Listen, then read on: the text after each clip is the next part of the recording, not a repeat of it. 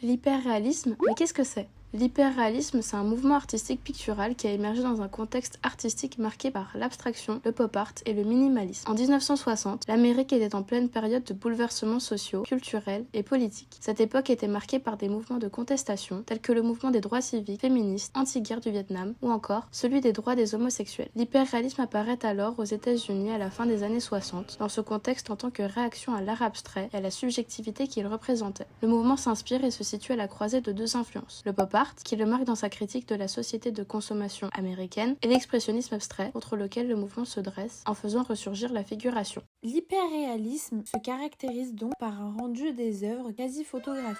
Le point de départ des hyperréalistes est presque toujours, dans le cas de la peinture, un original photographique fortement agrandi. Les artistes transposent l'image sur la toile par épiscope, en dessinant le contour des objets ou directement l'image projetée. Ils s'aident de plusieurs outils, pinceaux, aérographes, brosses, et utilisent plusieurs techniques, des empreintes de pouces, de pastilles, de faux pixels et bien d'autres. Le but étant de retranscrire l'aspect photographique dans ses moindres détails, même dans les zones les plus complexes comme les reflets ou les zones de flou. Quant aux sculptures, les techniques de création varient selon les artistes. Prenons l'exemple de Dwayne Hudson. Cet artiste travaille les scènes de vie par moulage sur modèles vivants et réalise ses sculptures en fibre de verre et en résine. En effet, celles-ci sont constituées par des calques fournis par des personnes vivantes, ce qui va donc prendre tous les détails, puis ensuite on va lui coudre des cheveux et lui faire porter des vêtements. De cette manière, il rend ses œuvres plus que vivantes. Ses œuvres, telles que la célèbre Supermarket Lady, Touriste 2 ou la Woman Eating, représentent une critique de la société de consommation.